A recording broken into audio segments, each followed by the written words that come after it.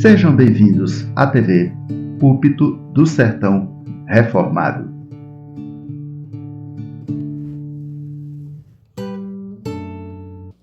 O livro dos Atos dos Apóstolos, capítulo 9. Agora o capítulo 9. Paulo, o apóstolo.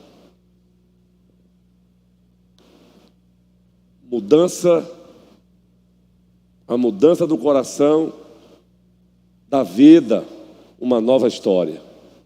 Esse é o título da exposição do capítulo 9. Claro que não vamos encerrar o capítulo hoje. Hoje vamos do primeiro versículo até o 9. Mas o capítulo 9 predomina agora, entra em cena agora, esse personagem importantíssimo na história da igreja. Saulo, que passou depois a ser chamado de Paulo. Um capítulo inteiro narrando a conversão de um homem, o seu chamado,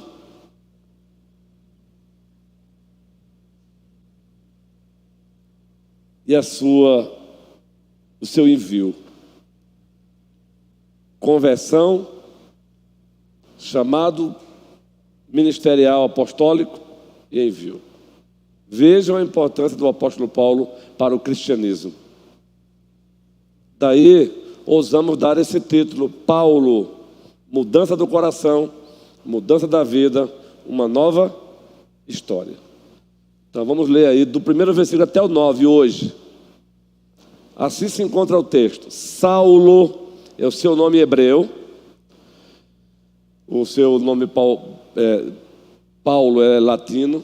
Saulo, respirando ainda ameaças e morte contra o discípulo do Senhor, dirigiu-se ao sumo sacerdote e lhe pediu cartas para as sinagogas de Damasco, a fim de que, caso achasse alguns que eram do caminho, assim homens como mulheres, os levasse presos para Jerusalém.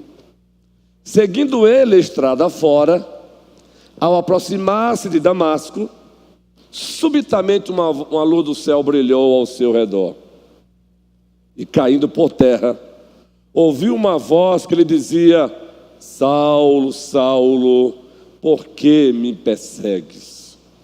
Ele perguntou: quem és tu, Senhor? E a resposta foi: eu sou Jesus, a quem tu persegues. Mas levanta-te e entra na cidade, onde te dirão o que te convém fazer.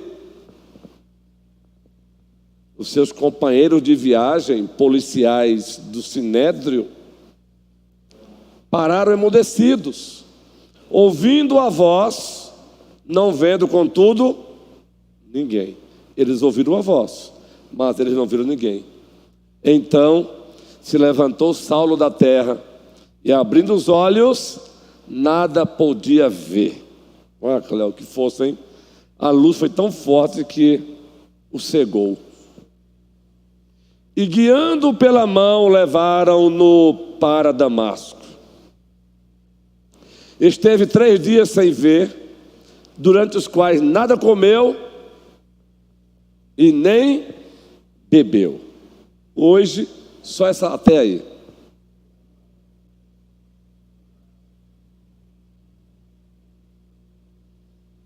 Queridos, toda conversão, ela é extraordinária.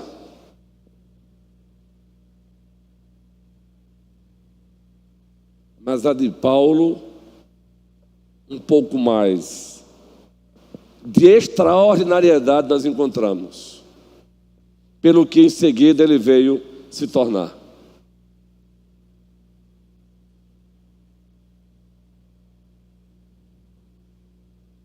E aí o nosso parceiro do ministério, que já está com o Senhor, Paulo Anglada, ele divide esse texto em 3 partes.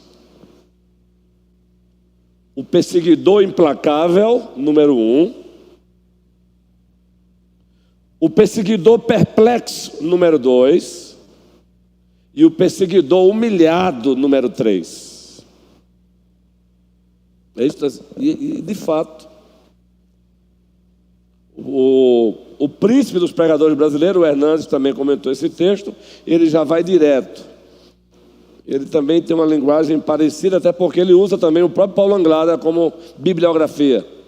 O próprio Hernandes usa no seu comentário o Paulo Anglada. Então eu prefiro ficar com o Paulo Anglada no quesito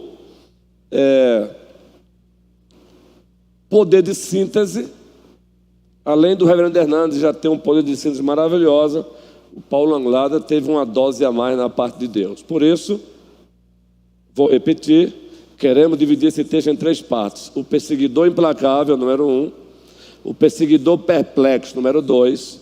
E o perseguidor humilhado, número 3. É assim que se inicia o capítulo 9 do livro dos Atos dos Apóstolos.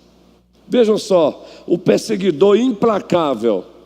Vejam como o narrador Lucas começa o capítulo 9.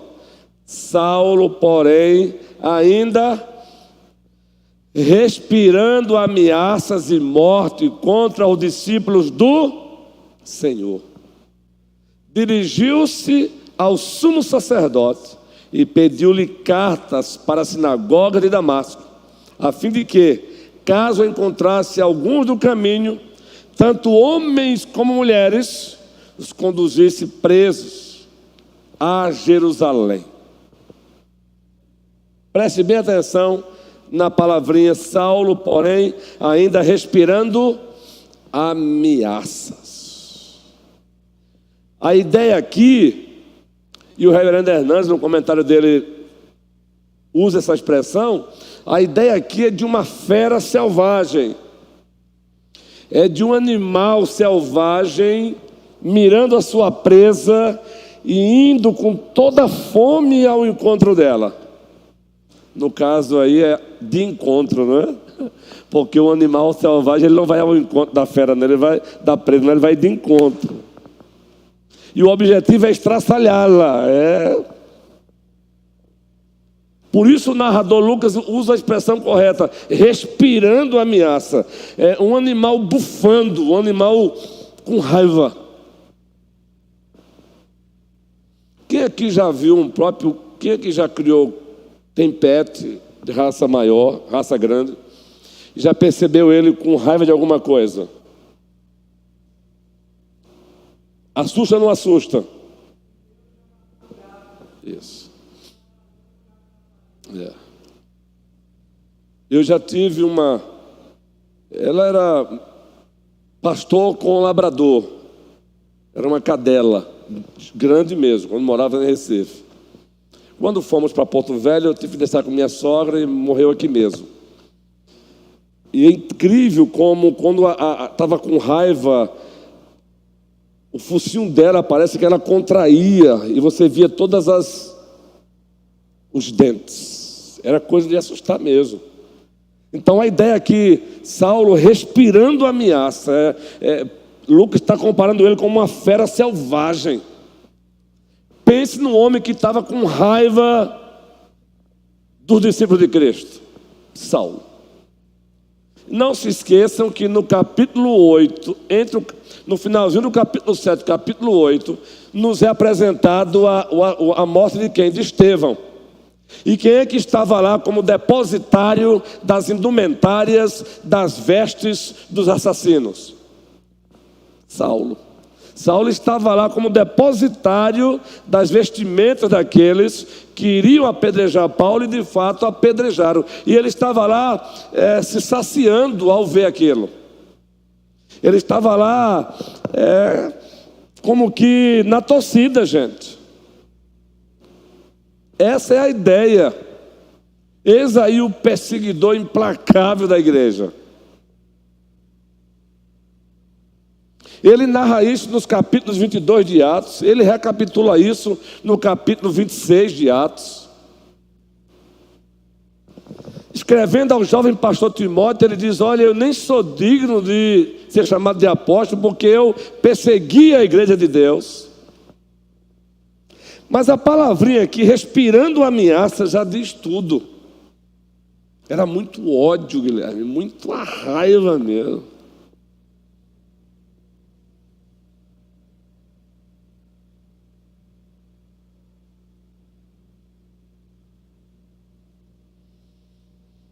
A igreja do Senhor, ela não está imune a pessoas assim, não.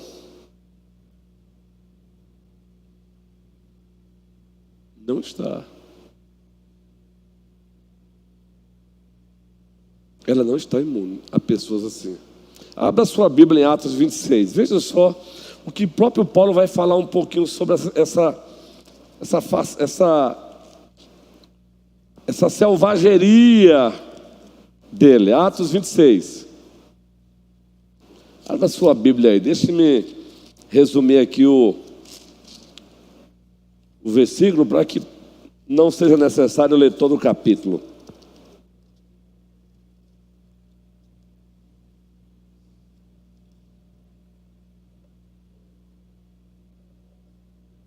Observem o que ele diz, o que ele compartilha sobre o ódio que ele tinha à igreja. Versículo 4 de Atos 26. Para você entender em detalhes um pouco essa ideia de respirando ameaça e morte contra os discípulos. Pois desde a juventude a minha vida é conhecida entre o meu povo e por todos os judeus em Jerusalém. Eles me conhecem desde o princípio.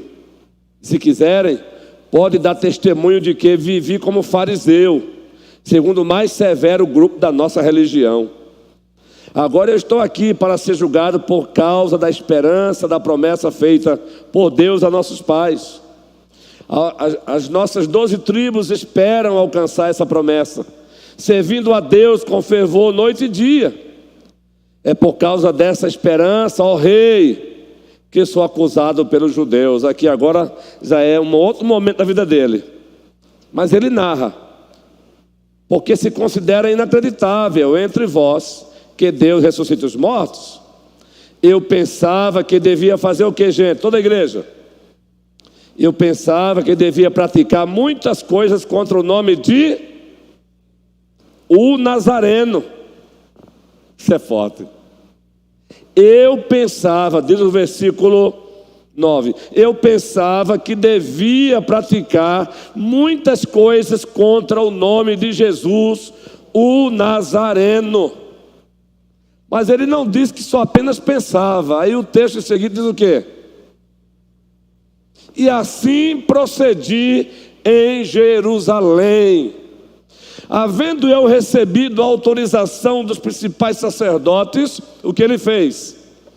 Encerrei muitos dos santos nas prisões. Gente, crueldade ele fez, viu?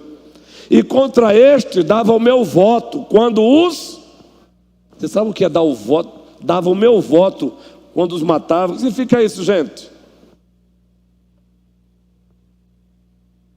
Isso. Ótimo. Continuemos matando. Maravilha. Ele mesmo está narrando, gente. Agora o texto prossegue. Muitas vezes os castiguei por todas as sinagogas. Queridos, ele saiu como uma fera selvagem procurando os cristãos. Muitas vezes os castiguei por todas as sinagogas, obrigando-os até a blasfemar. Queridos, eu imagino quantas dores o apóstolo Paulo não provocou na vida dos discípulos. Levando-os a blasfemar. Queridos, para alguém blasfemar, eu acho que Paulo apertou muito a garganta de gente, hein? Acho não, ele está afirmando. Fez muita gente gritar de dor. E demasiadamente enfurecido contra eles, mesmo por cidades estranhas, os perseguiam. Aí o 12. Com estes intuitos, eu parti para Damasco. Olha a história de Atos 9. Levando a autorização dos principais sacerdotes. E por eles eu fui comissionado. Só até aí mesmo. Então, quando Lucas, no capítulo 9, que Saulo respirava ameaças e morte contra os discípulos do Senhor, ele mesmo narra. Imaginem, queridos. Na próxima quinta, vamos ver porque que o próprio Ananias, lá na frente, chamado pelo próprio Deus para visitar Saulo, ele resiste no início. Senhor, mas Senhor, esse homem tem feito atrocidades contra os teus discípulos, mas Senhor, Ananias. Isso vai ser para quinta-feira, é a outra parte do texto. Mas Senhor,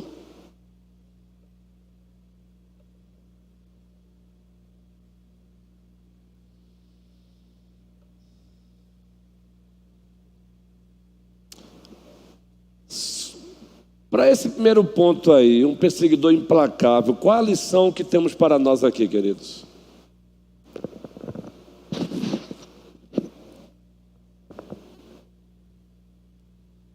Qual é a lição que temos para nós aqui? Além do que já dissemos, número 1, nós não estamos imunes, em pleno século XXI, de pessoas assim, que ousam deliberadamente fazer a igreja sofrer. E Deus, de acordo com seus santos desígnios e propósitos, Ele consente. Ele não aprova, Ele consente. Pois cada um prestará contas diante dEle do que fez ou deixou de fazer. Mas, além dessa lição de que nós não estamos imunes a pessoas assim, e aqui para nós, viu? Encosta o ouvidozinho aqui. Saulo era do partido chamado fariseu. Hoje, quando usamos essa expressão hoje, ela está sendo lida. Nós estamos lendo que Paulo era do partido de fariseus com a convenção linguística de hoje, com a semântica de hoje. Quando a gente lê isso com a semântica de hoje, a semântica, como vocês sabem, é a ciência que estuda os significados que vão sendo agregados às palavras, diferente da etimologia. A etimologia, ela estuda a origem e o significado das palavras. A semântica, os novos significados que elas vão ganhando. Não é? Então, quando a gente lê hoje fariseu hoje, a gente faz uma leitura com a semântica de hoje. Mas não era assim que os fariseus eram vistos no primeiro século, não. Os fariseus eram respeitados. Eram respeitados. Porque nos aspectos exteriores, de fato, além de conhecerem a lei, nos aspectos exteriores eram homens realmente decentes mesmo. Então, aos olhos dos homens, os fariseus eram respeitados, queridos. Então, Paulo persegue os discípulos de Cristo em nome de Deus. Em nome de Deus, Paulo desobedece a Deus. Aí vem uma outra liçãozinha. Essa aí fica para nós mesmos. Cuidado. Se não na mesma proporção, para você, em nome de Deus, não desobedecer ao próprio Deus. Cuidado, porque Paulo diz que pensava que era necessário mesmo fazer isso contra os discípulos. Na mente de Paulo, fazer isso era agradar a Deus. Então, cuidado. Martin Lloyd Jones, o pregador britânico, autor congregacional, ele escreveu um livro com o seguinte título: Sinceros, porém errados. É um livro da editora PES, muito bom, baseado em Romanos 10. Sinceros, porém errados. Paulo era sincero aqui? Era. Mas totalmente errado. Então, você, meu irmão, membro da igreja, Aqui daria um sermão para domingo à noite, né, guerreiro? Cuidado para, em nome de Deus, você desobedecer a Deus. Estamos vivendo uma época onde os próprios cristãos, em nome de Deus, desobedecem a Deus. Aí você pergunta, mas como assim, pastor? Explica direito isso. É quando você pega um texto da palavra de Deus, tira ele do contexto, para aprovar um comportamento seu que Deus não aprova.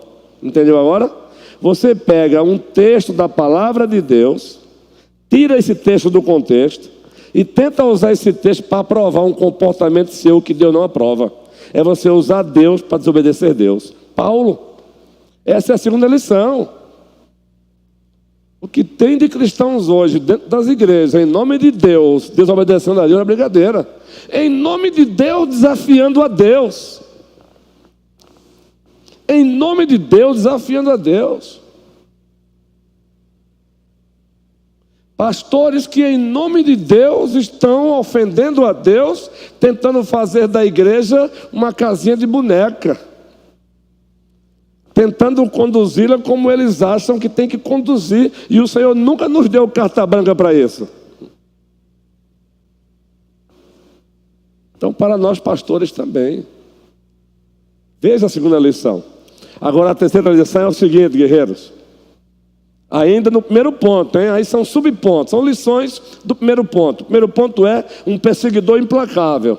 A terceira lição é o seguinte: o perseguidor implacável, ele só vai até onde Deus consente. Calma, essa é a quarta lição. Ele só vai, Guilherme, até onde Deus consente. Isso nos faz lembrar o diálogo que o diabo teve com o próprio Deus, envolvendo a vida de Jó. Ele só te adora porque o Senhor dá tudo para ele. Lembram?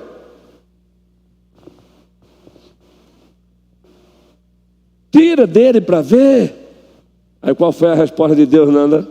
Ana, auxiliadora querida, Sandra, João, Daniel Guerreiro, Tiago, Jean. Qual foi a resposta de Deus? Vai lá. Pode tocar na família dele e pode tocar nos bens dele. Hein, André?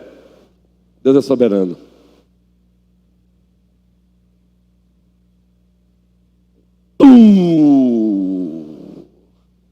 Daqui a pouco chega a notícia: teus filhos morreram. Aconteceu uma tempestade pesada e todos os teus filhos morreram.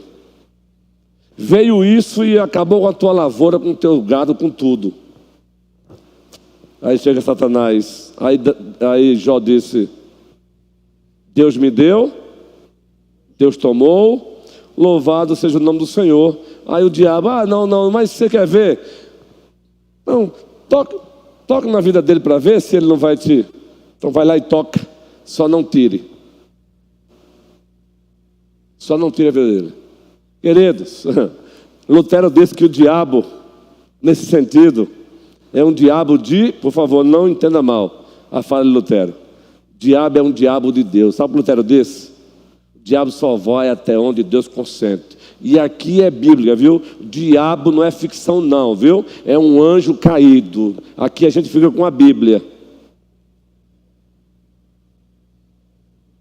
Essa conversa de teologia liberal, que não, o mal é o que você faz aqui. Quando a Bíblia fala, isso é teologia liberal, meu irmão. De Gênesis Apocalipse, a Bíblia fala de um ente que caiu. Então Cristo também não é real, porque o diabo apareceu e tentou quem? Cristo. Então se o diabo não é real, Cristo também não é real. E graças a Deus que ninguém aqui pensa assim, não é? Se pensar, tem que mudar urgentemente de pensamento. Não pela força, mas pelo Espírito Santo.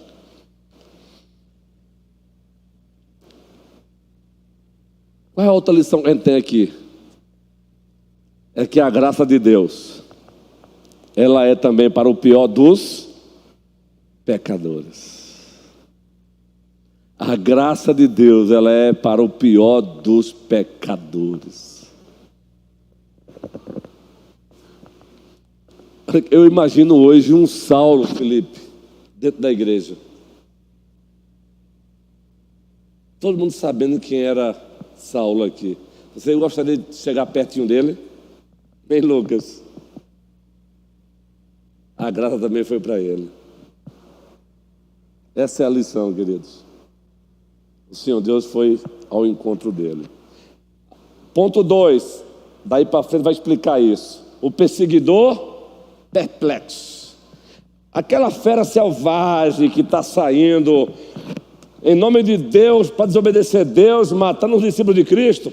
Olha, veja a experiência pela qual ele vai passar agora. Vamos lá, versículo 3. Mas seguindo ele viagem e aproximando-se de Damasco, de repente, uma luz resplandecente vinda do céu o cercou. E caindo por terra, ouviu uma voz que lhe dizia: Saulo, Saulo, por que me persegues? Ele perguntou: quem és tu, Senhor? O Senhor respondeu: eu sou Jesus, a quem persegues.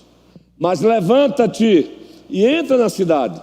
Lá te será dito o que precisas fazer. Os homens que viajavam com ele, ouvindo a voz, caíram emudecidos, mas não viram ninguém. E aí o versículo 8, o que é que diz o texto?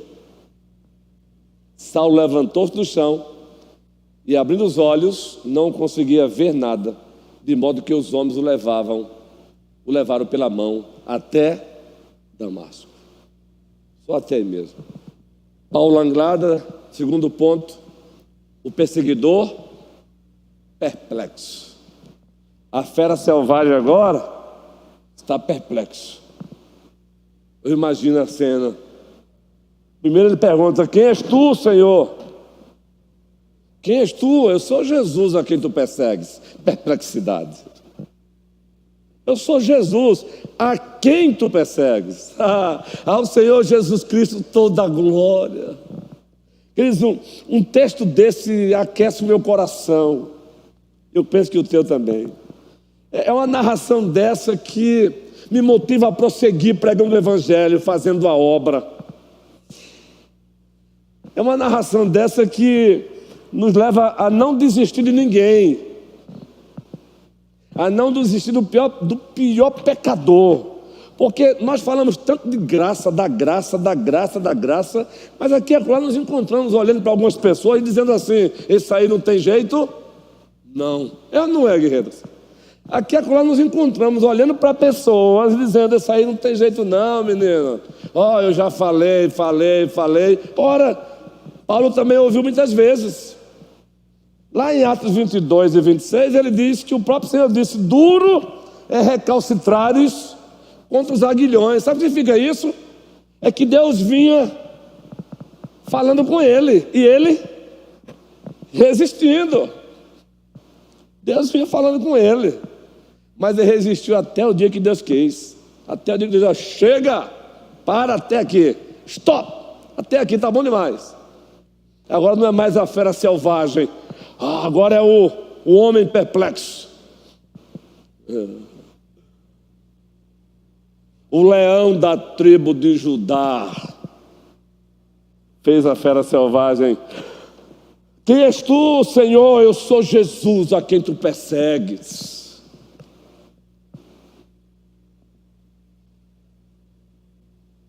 Queridos, quando nós olhamos para o nosso Brasil hoje, para o mundo, algumas coisas nos geram sustos, nos deixam assombrados, indignados, mas ao mesmo tempo que a gente olha para o Brasil na perspectiva de Deus, na perspectiva de um texto desse, isso gera um consolo. Porque o nosso Senhor é especialista em deixar as feras selvagens que bufam de ódio contra a igreja, deixar eles perplexos.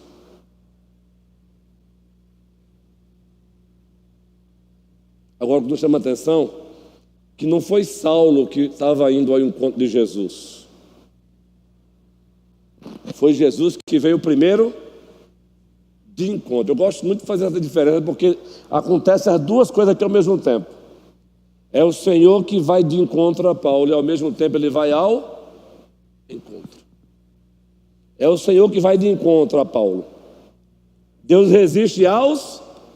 Se você quer uma ilustração de Deus resistindo ao soberbo, está aí, ó. Sabe, você quer uma ilustração do texto, quando a Bíblia diz lá em Tiago que Deus resiste ao soberbo? Lê esse texto aí. O texto diz que o próprio Senhor Jesus Cristo apareceu a Saulo numa luz resplandecente. Ou seja, o próprio Senhor Jesus Cristo diz: pois não, é a mim que você procura, fera selvagem.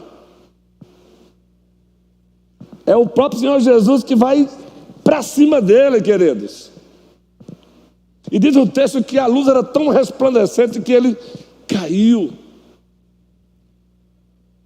Não faça isso, mas porque às vezes que a gente tenta, se não tirar, você cega.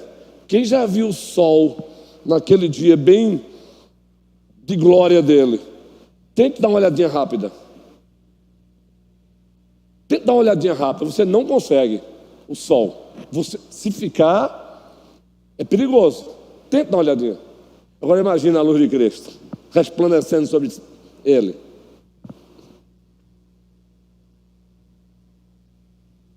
Foi tão forte que diz o texto que ele se levanta e não consegue enxergar. Não foi Saulo que foi ao encontro de Jesus, foi Jesus que foi ao encontro de Saulo. É graça, meu irmão. Pela graça sois salvos mediante a fé. Isto não vem de vós, é dom de Deus, não de obras, para que ninguém se glorie. Agora a fera selvagem não está mais respirando ameaça e morte, está agora perplexo. Quem és tu, Senhor? Eu sou Jesus, a quem tu persegues. Perplexidade. E a perplexidade vai aumentando, porque o Senhor não diz de cara tudo, não. Diz assim, o texto sagrado.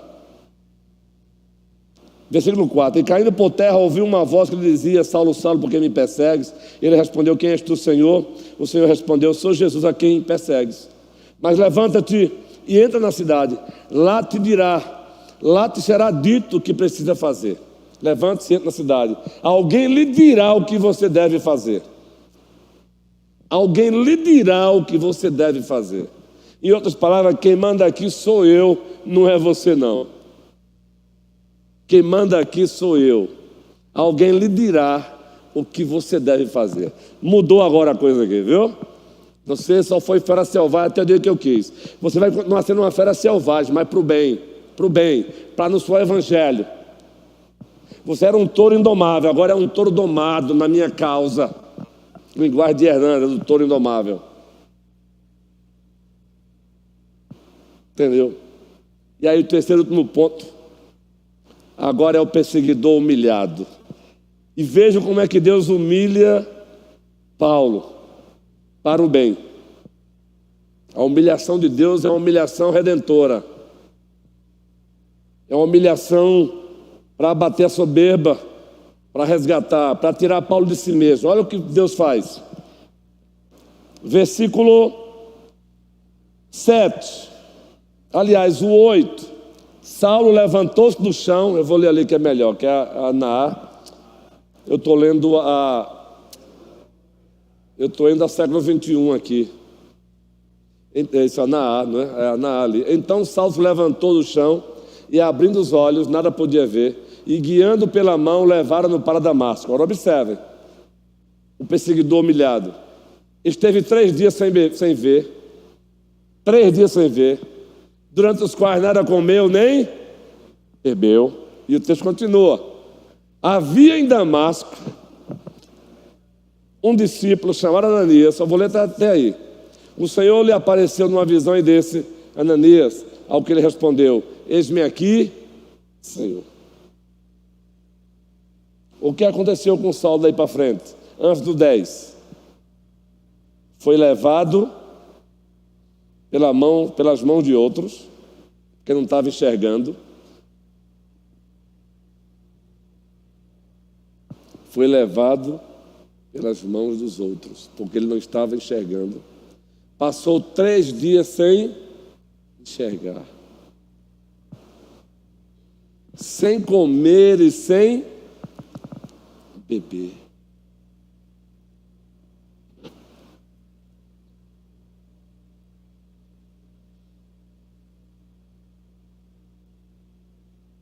Nosso Deus é perfeito, Fátima.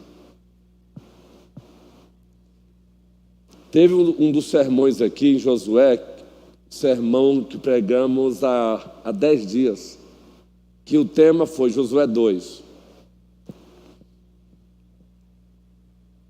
Detalhes da obra de Deus em nós, ou melhor, por nós, em nós e através de nós. Lembram?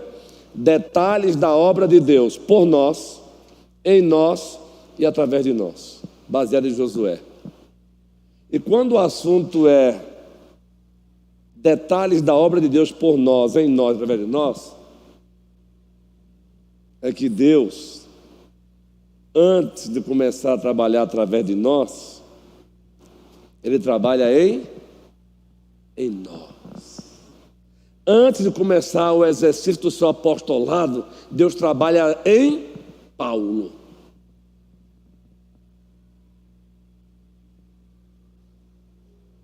Deus o humilha, uma humilhação redentiva.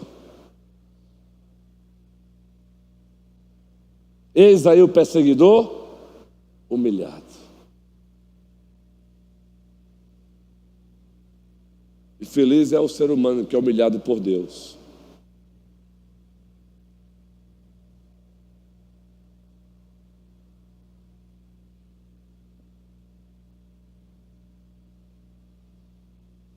Esse homem humilhado aqui, já são 21 horas e 19 minutos, 1 minuto apenas a mais.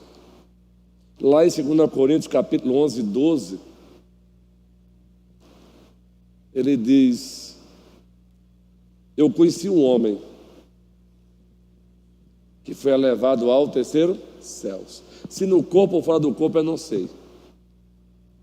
Aí ele começa falando como se fosse uma outra pessoa, e depois você entende que é uma referência a ele. E esse homem viu coisas que não se pode narrar. E aí ele sai de falar de uma outra pessoa, e aí ele se volta para ele. E para que eu não me ensoberbecesse, foi-me imposto o espinho na carne. Ah, querido. Os nossos pais reformados e puritanos diziam: benditos os espinhos na carne. O apóstolo Paulo foi treinado no dia a dia por Deus, queridos. O perseguidor implacável, o perseguidor perplexo e o perseguidor humilhado. Quantas lições temos aí? A mais quanto ao perseguidor perplexo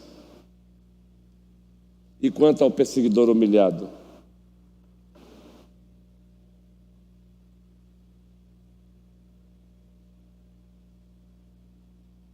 Que lição você traria sobre o perseguidor perplexo para você mesmo?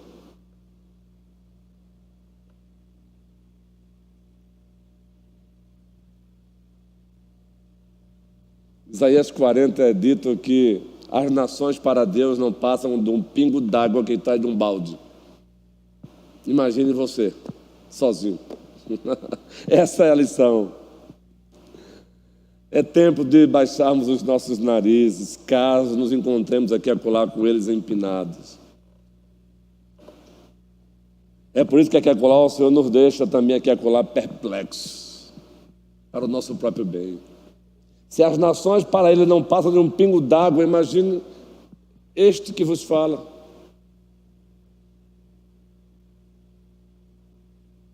Eu estava caminhando ontem, tentando engrenar no cuidado do corpo, caminhando. Mas ao mesmo tempo me lembrando de algumas pessoas aí, não é? O Edinaldo e outros mais aí, lembrando de outros casos. E lembrando da minha idade.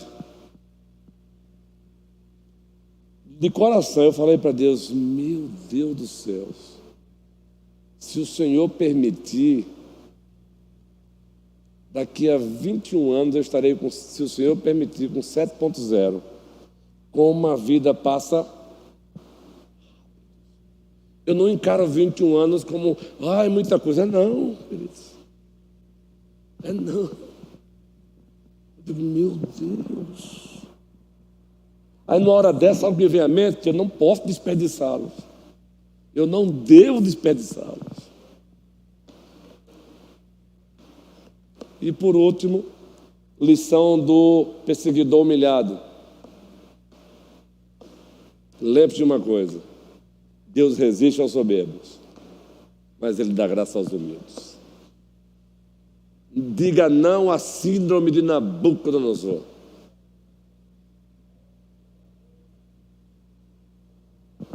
Diga não. Só tem um que está no trono. O trono já está ocupado. E o nome dele é, guerreiro? Jesus. Deus nos abençoe. Nos ajude. Hoje e sempre. E todos dizem? Amém. Amém.